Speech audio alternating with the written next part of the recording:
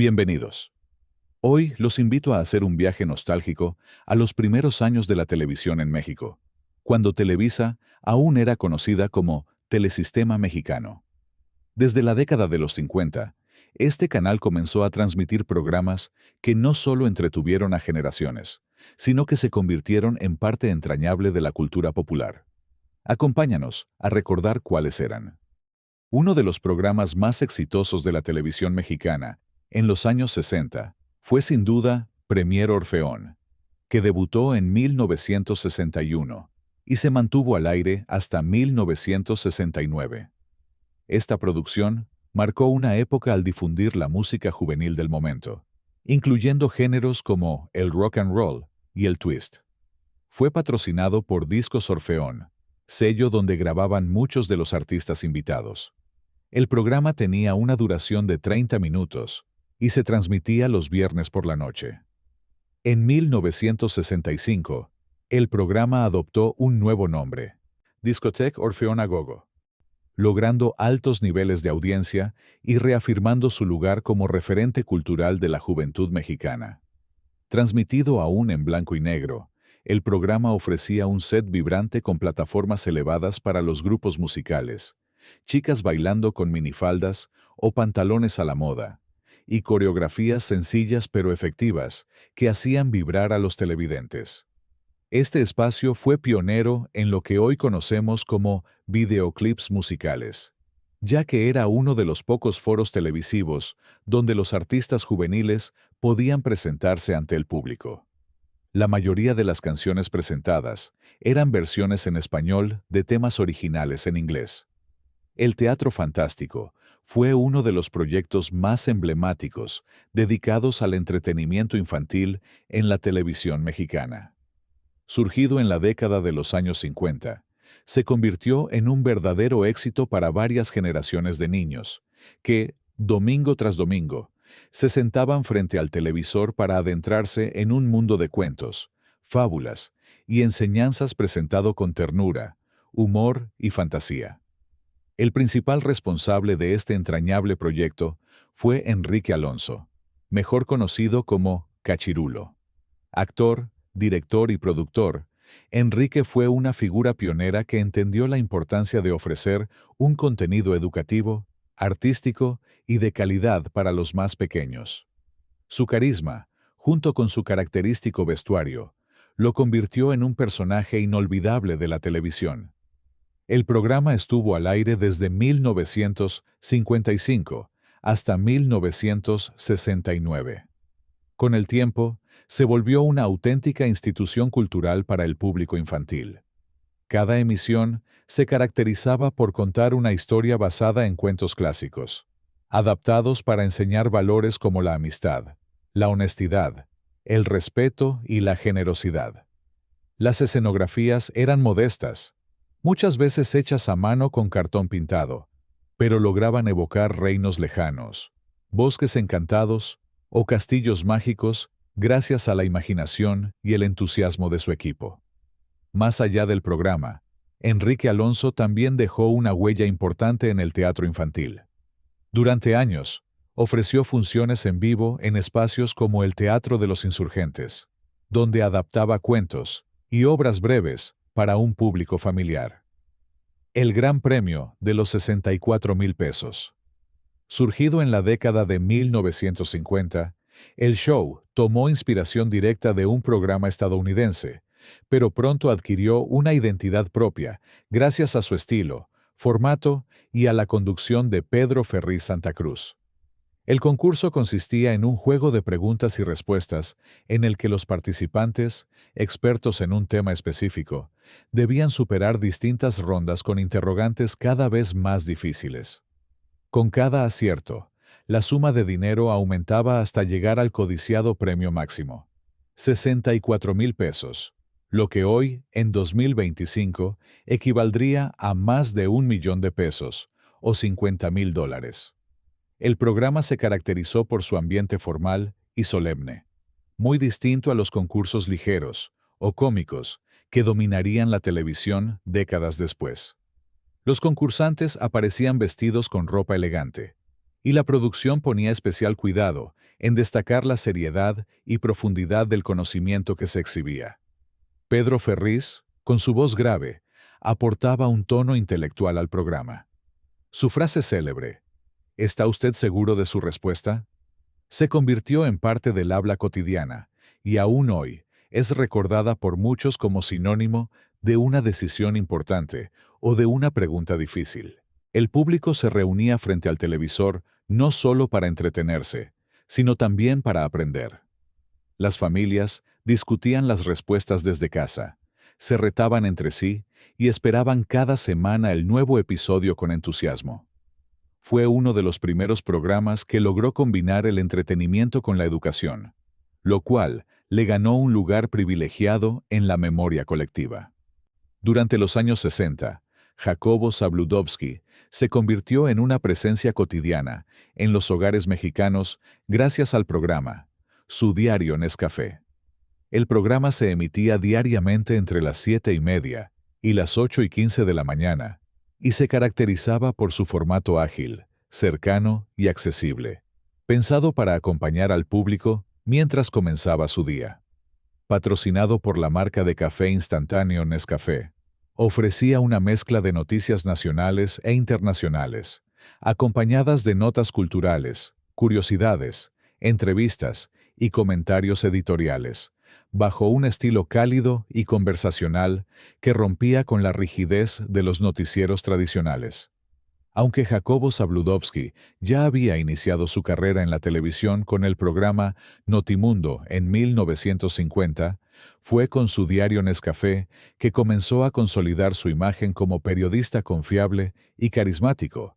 El programa permitió a Zabludovsky experimentar con un estilo más narrativo, casi de crónica oral, influenciado por modelos periodísticos internacionales como los de la televisión estadounidense. Esa experiencia lo preparó para su siguiente gran proyecto, el noticiario 24 horas, que debutaría en 1970 y se mantendría durante casi 3 décadas como el principal referente informativo de la televisión en México. El Club del Hogar fue uno de los programas más emblemáticos, longevos y queridos de la televisión mexicana. Nacido en una época en la que la televisión comenzaba a formar parte esencial de la vida cotidiana, este programa se convirtió en una referencia obligada para el público femenino del país, y en especial para las amas de casa, quienes encontraron en él un espacio cálido, útil y cercano. El programa debutó en la pantalla chica a principios de la década de 1950. Su horario matutino lo colocaba justo en el momento del día en que muchas mujeres ya habían dejado a los hijos en la escuela y comenzaban sus tareas del hogar. Era el acompañante perfecto mientras se cocinaba, se planchaba o se tomaba el primer café de la mañana. El programa tenía un formato de revista televisiva. Abordaba temas de interés práctico como cocina, bordado, jardinería, consejos de salud, belleza y moda. También incluía cápsulas culturales, entrevistas con artistas, concursos para el público y recetas paso a paso, que eran uno de sus segmentos más esperados. Todo se presentaba de manera sencilla, accesible y con un estilo acogedor que lo hacía sentirse como una charla entre amigas. Una de las claves de su éxito fue sin duda la dupla de conductores principales, Daniel Pérez Arcaraz y Lupita Payás. Ambos se ganaron el cariño del público por su estilo amable, respetuoso y alegre. Daniel, con su tono pausado y formal, y Lupita, con su dulzura natural y energía, creaban una atmósfera de cercanía que hacía sentir a cada espectador como parte de una gran familia televisiva. Durante décadas, fueron los rostros del programa, y su presencia constante generó una relación de confianza con la audiencia. Con el paso del tiempo y los cambios de hábitos en la audiencia, el programa terminó por desaparecer, pero su legado quedó grabado en la memoria colectiva de generaciones enteras. El programa Sonrisas Colgate fue un icónico espacio televisivo de entretenimiento y promoción patrocinado por la marca de pasta dental Colgate durante la década de 1960 en México, convirtiéndose en una plataforma clave para el dúo cómico Los Polivoces. quienes brillaron con sus caracterizaciones llenas de ingenio y humor. Este show reunía sketches cómicos, intervenciones musicales con éxitos de la época, incluyendo rock and rolleros y ocasionales presentaciones en vivo de artistas invitados, en un formato ligero pensado para el público familiar. Fue precisamente en Sonrisas Colgate donde los polivoces ganaron notoriedad, y en algunas temporadas su guionista fue nada menos que Roberto Gómez Bolaños. En 1962 se lanzó como serie televisiva formal con ese nombre, consolidando su formato y su estilo como uno de los más recordados de los años 60. La Tremenda Corte es mucho más que un programa de comedia. Es una leyenda radiofónica que surgió en La Habana, Cuba, en 1942, gracias al talento del escritor Castor Bispo y al humor inigualable de Leopoldo Fernández como José Candelario, Tres Patines. Con guiones ingeniosos ambientados en un colorido juzgado popular, las audiencias se deleitaban con las ocurrencias de Tres Patines, cuyo ingenio verbal y juegos de palabras lo metían en problemas una y otra vez ante un juez estricto pero justo, respaldado por un secretario resignado y personajes inolvidables como Nananina y Rudecindo.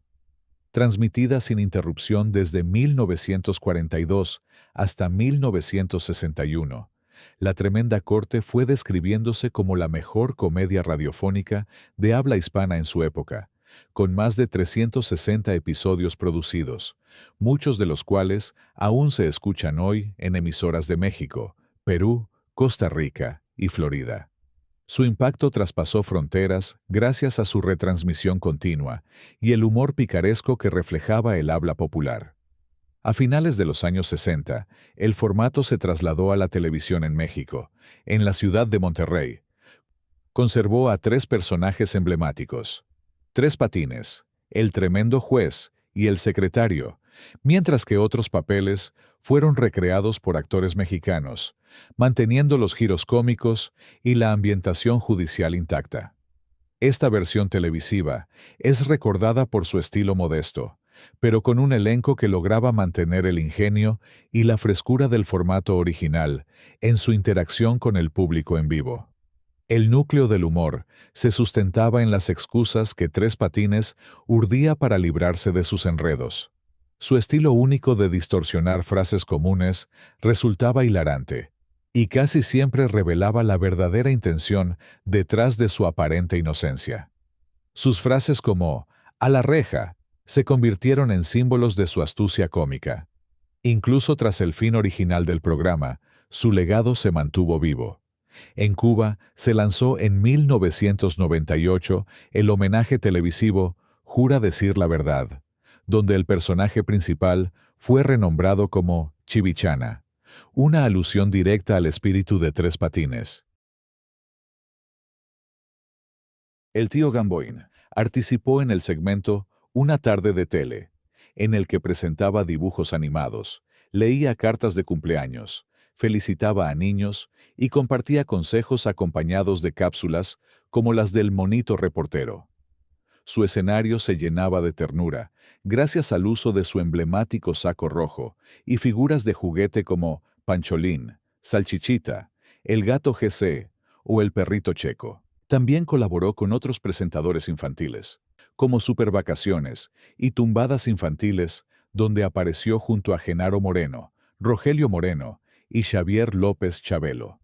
Juntos dinamizaron la programación infantil, reforzando la sensación de estar frente a una gran familia televisiva. Su presencia constante y entrañable en la pantalla lo convirtió en símbolo de la infancia para varias generaciones. Ni estudios llamativos ni escenarios complejos definían su estilo. Bastaba su voz cálida y una conexión emocional con el público infantil para dejar huella. Paco Malgesto comenzó a brillar en la televisión mexicana a finales de los años 50 como conductor de El Estudio de Pedro Vargas, un programa de variedades musicales que se estrenó en 1959. El espacio mostraba conciertos de Pedro Vargas, acompañado por músicos y talento invitado, y contaba con Paco conduciendo entrevistas y presentaciones en vivo. El formato se convirtió en una plataforma importante para promover el canto y la música mexicana. En ocasiones especiales, se le rendía homenaje al famoso trío Los Panchos, con la participación del propio Vargas.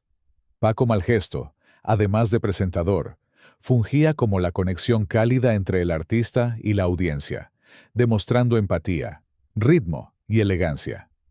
La Hora de Paco Malgesto era un espacio de entrevistas cara a cara con celebridades del cine, la música y la cultura.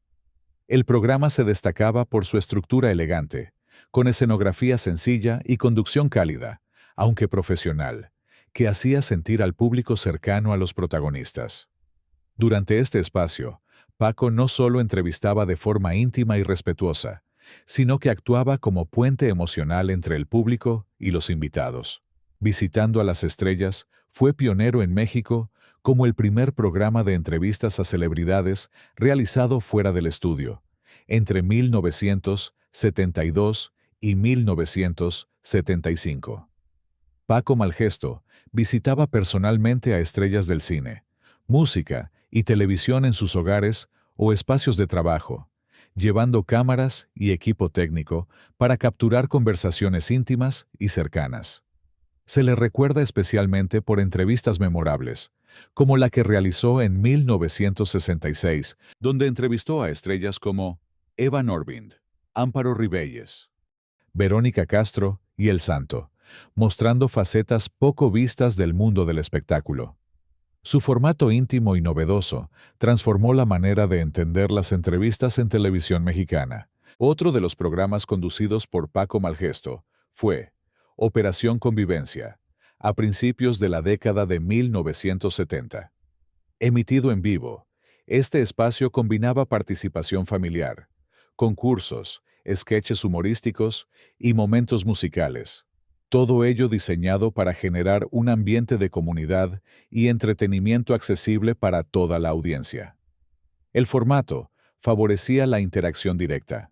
Familias y espectadores participaban en dinámicas de habilidad, trivialidades o talentos, mientras Paco guiaba la emisión con su estilo característico. En 1977, Paco Malgesto estrenó el programa Caras y Gestos, un espacio de entretenimiento que combinaba concursos de imitación, mímica y adivinanzas cómicas.